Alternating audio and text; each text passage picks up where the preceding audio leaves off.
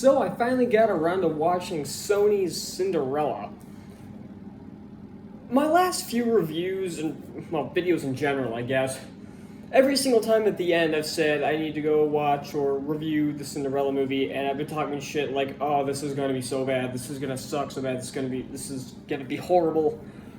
And last night I went on a kind of like a trailer buff. Like I watched a lot of the movie trailers that I hadn't yet for upcoming movies that I was gonna watch and review.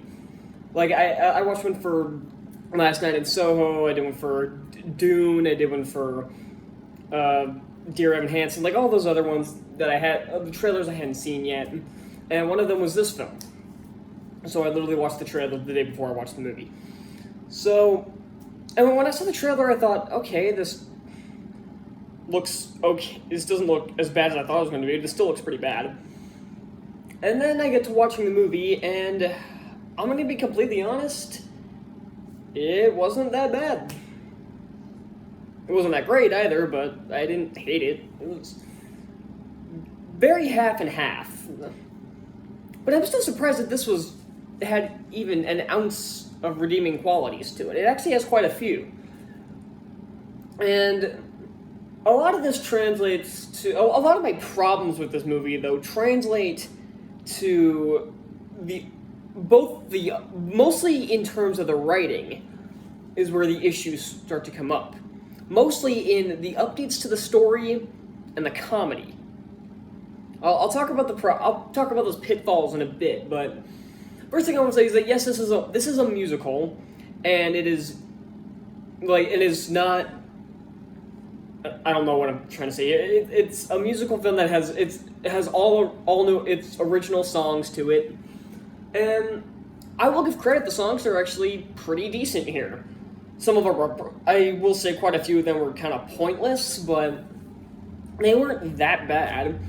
Though it does have a couple pitfalls, though. One of them being that after the scene where her dress gets destroyed, or in this one, just the stepmothers throw some ink on it. Way to botch that scene, but I'll get to that in a bit. But I'll get more into that in a bit. She goes outside, already having changed into her regular clothes, by the way, not even like still in a dress, because this must be like an hour later or something.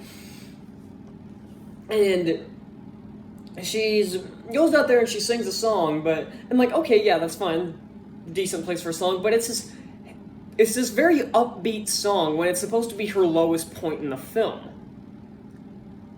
There's something clashing here. It's not working here.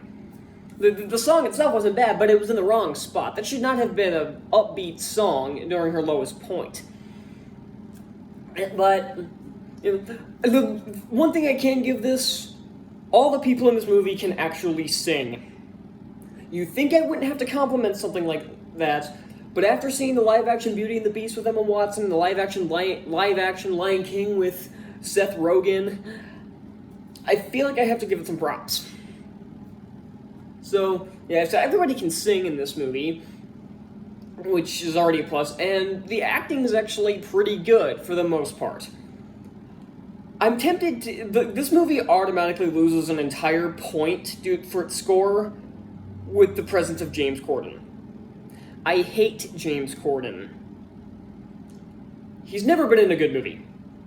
Not only that, he does not deserve to be in a good movie. He's annoying as hell. He's kind of a dick, too, in real life. He's really pretentious, but his resume looks like shit. And you think I'm exaggerating? Emoji Movie, Peter Rabbit, Cats, The Prom, Into the Woods. He's in all these musicals, I'm just realizing, and they all suck.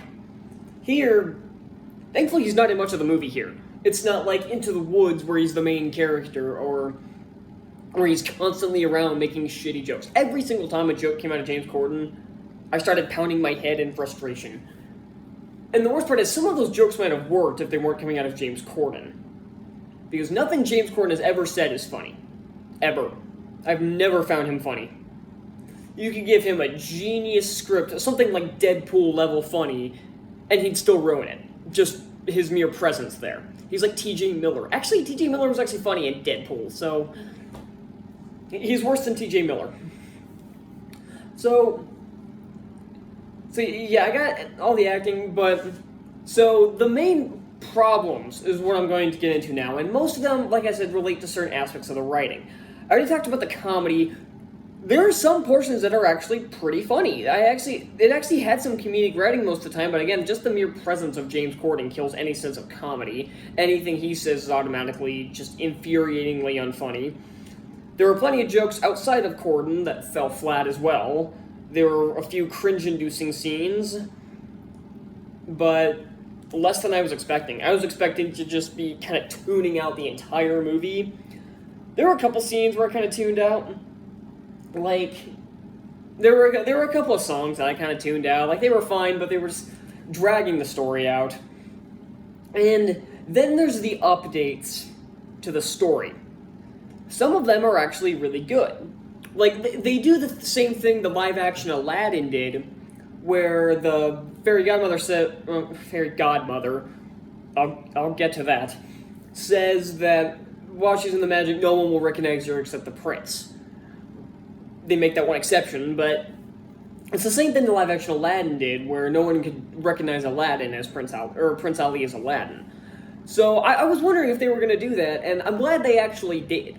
I wouldn't necessarily call it a ripoff of Aladdin, because that is one of the major problems with, like, the Cinderella story in general. How the hell does does the stepmother not recognize her? Her hair is different. She's wearing a nice dress. Great.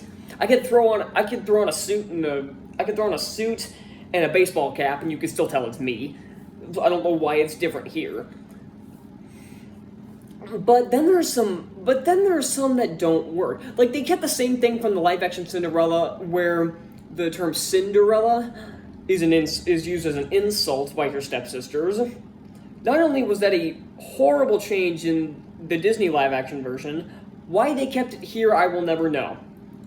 And they didn't even need it. It's just a throwaway line in the opening monologue. Why was it needed? It was pointless, and I hate that change so much. One thing I will say is that they try to give a little more depth to the stepmother, played by Idina Menzel. But there's two problems with this. One, by the time they try to do it, it's already too little too late. They try to do it with like 20 minutes left in the movie, and there's not enough time for it. And it's especially infuriating when they immediately backtrack and she goes back to being a bitch. And then apparently at the end she makes peace with her stepmother, even though there was no transition. There was none in between those scenes. Absolutely none. She has no reason to make peace with her stepmother whatsoever. They also added this thing where the stepsisters are more sympathetic towards Cinderella, but it seems like it's only happening now. She's been treating her like shit for years, and then all of a sudden, out of the blue, they start feeling bad for her? What? Feeling bad for my ass. Just all of a sudden, out of nowhere, it's like, oh, she's... Oh, also, by the way, the stepsisters in this are annoying as hell. They're supposed to be, but good God, they are not funny. I don't mind annoying characters if they're also funny. Like, Zazu in the original Lion King is supposed to be annoying to the other characters, like to Simba and Nala, but we find it funny.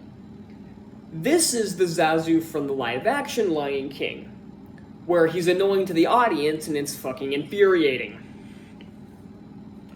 And then the scene with the fairy godmother, and I can't even call it fairy godmother, it's a dude in drag. That's not, you can't even, they're not even trying to hide that. Was there a problem with casting a female in this role?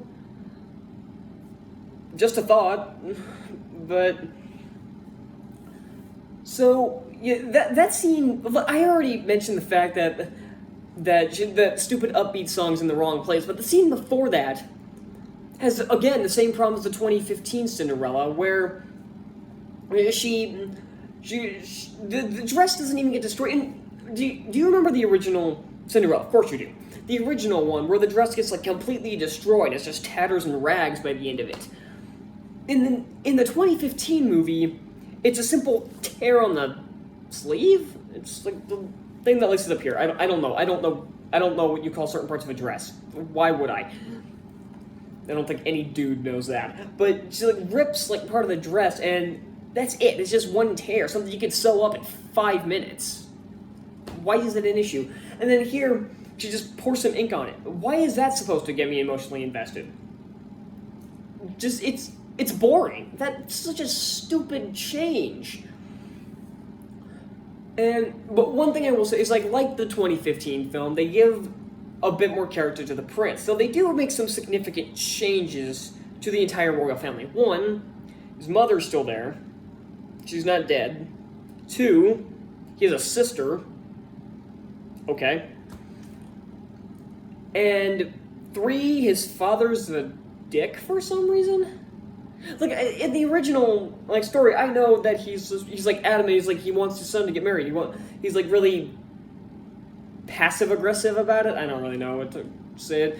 But here he's just a dick for no reason. I like Pierce Brosnan, but I don't know why they made this character such an unlikable douchebag. And not only that, I did say everybody can sing. Pierce Brosnan cannot. And the movie knows this. And that's something I find freaking hilarious. Because if you saw Mamma Mia, he can't sing. He can't. It's one of the worst singing performances in a musical. And this movie is aware of it. When I saw this movie and I saw Pierce Brosnan in it, I immediately thought, don't let him sing, don't let him sing, don't let him sing. And they do once in the last 15 minutes. But it's played as a joke because the people who made this know Pierce Brosnan can't sing. I think Pierce Brosnan knows he can't sing. So they played it off as a joke, the fact that even a couple of verbal jokes beforehand that he can't sing. I actually found that pretty funny. And then there's also changes to Cinderella's character, who's played pretty well by Camila Cabello. I'm not gonna lie. She's like I said, all the actors did their job pretty well. And they gave her a bit more ambition in this movie, where she wants to create and sell dresses. Okay, that's fine. And her first scene with Robert in the town is actually a really cool scene, where he ends up buying the dress from her. And I knew when he bought it, I figured, okay, he's probably going to give it to his sister. That's exactly what he does, but it was still a nice scene, especially when it's revealed that he gave it to Gwen, even though who couldn't see that coming. But it was still a really nice scene. And I do like that. One thing I will say is that something else I hated about the 2015 film is that people say, oh, she's more independent in this movie. Yeah, but it also makes her look weaker because she's staying in that house when she has places to go. She has friends in the market. She can leave whenever she wants. She's an adult. Why doesn't she just leave? Instead of her basically being stuck there like the original. Here, she leaves the house once to sell the dress, and she has to sneak out, she sneaks out to do it. Okay, I'm totally fine with this. So yeah, the changes are kind of hit and miss. Changing the story and trying to update it like this, it's a double-edged sword. It has pros and cons. But honestly, this wasn't that bad. I'm trying to think if there's anything else in this. I already mentioned that the characters are pretty fun. I liked the new characters. I liked Gwen. At first I thought she was going to be an annoying as hell character, but I actually liked her in this. Robert, again, started off as pretty annoying, but he ended up being pretty likable by the end of the film. Robert's mother, Beatrice, is that her name? I don't know. Is played by Minnie Driver. She does pretty well with the role. She doesn't really have that big of a part. I want to say she's supposed to be there for the emotional anchor, but she's not really. She's just kind of there. She doesn't really have much relevance to the story. It kind of takes a detour in the end with her and King Rowan. It kind of takes a detour there for a few minutes, just kind of distracts. It could have been cut. You wouldn't have missed a thing. But that was the singing joke as well, that scene. But yeah, honestly, this wasn't that bad. Again, I had to dock plenty of points. One, purely for the presence of James Corden. I cannot stress enough how much I hate James Corden. He's possibly my least favorite person in Hollywood. He's so irritating, and anytime he's in a movie, it immediately kills any sense of fun that I have. But yeah, the singing and dancing was pretty good. The sets have the same problem that Newsies did, is where they're trying to do this over the top Broadway feel to it. in a realistic-looking city, and it clashes so bad. One thing I will say is that this movie does have some really clever portions of editing. Like, in the scene in the ball where Robert first shows up, when he's greeted by all the different suitresses, I don't know how to say them. And it starts in this big musical number, and the editing gets really frantic. Unlike something like Outside the Wire, where it had or Mulan, where it had frantic editing during fight scenes to mask the fact they had no idea what they were doing. Here, it's to create. It creates a really eerie and uncomfortable environment, and that's where Robert is at this point. And that was actually pretty clever. So, yeah, this movie is surprisingly not a disaster. Probably not something I'll watch again, but honestly, I was expecting this to be an unmitigated disaster. I may end up... I think I'm going to go fresh with this one. I'm going to go 3.4 out of 5. Surprisingly, job well done. Thank you all so much for watching. Sure to hit that like button down below. Subscribe for more reviews like this. And did you guys see this? And what did you think of it? This was definitely... I would say this is probably better than the 2015 Cinderella film. Nowhere near as good as the original 1950 film. Not even close. But it is definitely better than the 2015 film, because it doesn't have as many stupid pitfalls. But it does have a few of them. It suffers from a few of the same issues. But yeah, that's all I got. And if you'll excuse me, I have to get set to watch Shang-Chi. Oh, I'm excited.